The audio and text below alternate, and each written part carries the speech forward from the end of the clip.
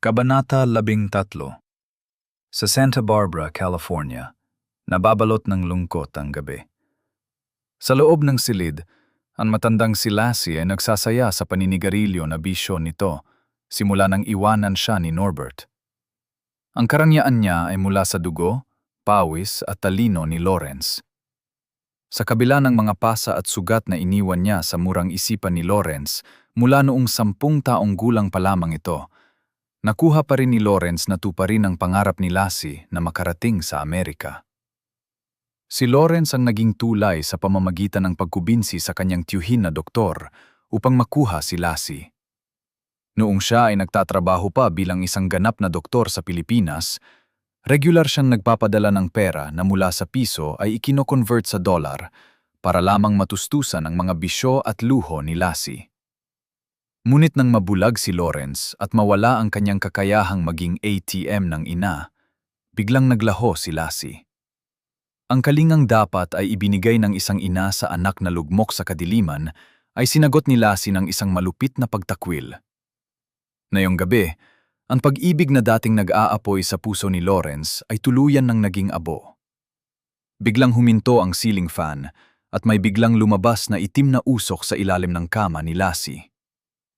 "Lassie, masarap ba ang tulog sa bansang ibinigay ko sa'yo?" Ang boses ni Lawrence ay tila isang garalgal na bulong na nanggagaling sa loob ng mga pader ng kwarto. Napabalikwa si Lassie.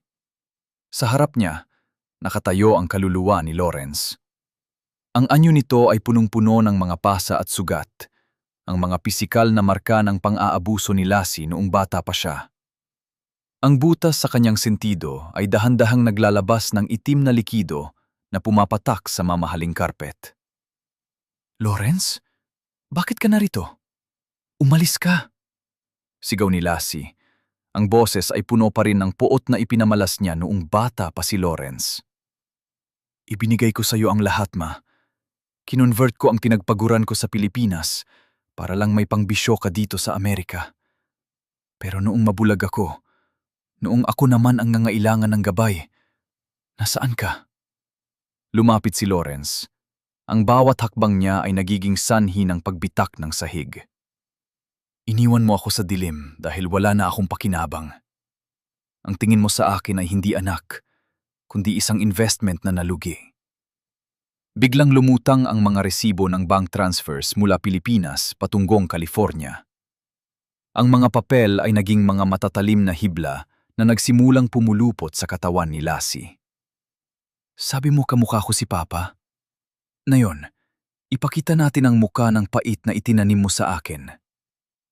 Isang hindi nakikitang puwersa ang nagtaas kay Lassie sa hangin. Ang kanyang mga bisyo, ang mga botelya ng alak at mga gamot na binili gamit ang pinadala ni Lawrence, ay nagsimulang lumutang at kusang pumasok sa kanyang bibig. Mararamdaman ni Lassie ang hapdi ng bawat patak ng alak na tila naging asido sa kanyang lalamunan. "Pinakain mo ako ng galit noong bata ako, Mama. Ngayon, kainin mo ang bawat dolyar na ninakaw mo sa aking kaluluwa." Wika ni Lawrence habang ang mga luhang dugo ay umaagos sa kanyang puting mga mata. Dahan-dahang lumabas mula sa anino ang isang multo ng baril, ang baril na itinutok ni Lassie kay Lawrence noong siya ay bata pa. Ang dulo nito ay lumapit sa sentido ng matanda. "Naalala mo ito? Ang takot na ibinigay mo sa 10 taong gulang na bata? Yon ang naging pundasyon ng aking pagkabulag bago pa ako barilin ng carnappers." Sa isang nakakanghilong tunog ng pagbali ng mga buto, ang mga braso at binti ni Lassie ay binaluktot ni Lawrence sa posisyon ng isang batang nagmamakaawa. Ang bawat psikolohikal na trauma na dinanas ni Lawrence ay ibinuhos niya sa kaisipan ng kanyang ina sa loob ng isang segundo, isang walang katapusang loop ng pag-iisa, pananakit at kawalan ng pag-asa. "Wala nang pagmamahal dito, Mama. Ang tanging natitira ay ang huling reseta ko para sa'yo." Bulong ni Lawrence habang hinalikan niya ang noo ni Lassie sa huling pagkakataon. Isang halik na nagdulot ng matinding paglamig ng dugo sa kanyang mga ugat. Sa isang mabilis na pagpiga ng hindi nakikitang kamay sa kanyang puso, si Lassie ay nalagutan ng hininga. Ang kanyang mga mata ay nanatiling dilat. Nakatingin sa kisame kung saan nakasulat ang mga huling salita ni Lawrence gamit ang dugo. You gave me life, but taught me how to die. Debt paid in full. See you in eternal fires of hell. Love, Lawrence. Nang sumapit ang umaga, natagpuan si Lassie na nakahandusay sa kanyang marangyang silid. Ang kanyang muka ay tuyot na tila isang lantang dahon, at ang kanyang mga kamay ay nakakuyom sa isang lumang litrato ni Lawrence noong ito ay bata pa. Isang litratong punong-puno ng mga butas ng bala. Ang paghihiganti ni Dr. Lawrence Artamuseño ay tapos na. Ang bawat taong nanakit, nandaraya, at nang iwan sa kanya ay nakatanggap na ng kanilang huling diagnosis. Ang kaluluwa ni Lawrence ay dahan-dahang naglaho sa liwanag ng bukang liwayway.